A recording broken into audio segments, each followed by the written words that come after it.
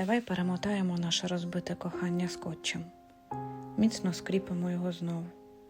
Домотаємо спільні інтереси, бажання проводити час разом. Ось тут закріпимо однакові цінності і ще бачення нашого майбутнього. І обов'язково емоційну підтримку. Побільше скотча туди, бо вона весь час відпадає. Мотай, перемотуй гарно.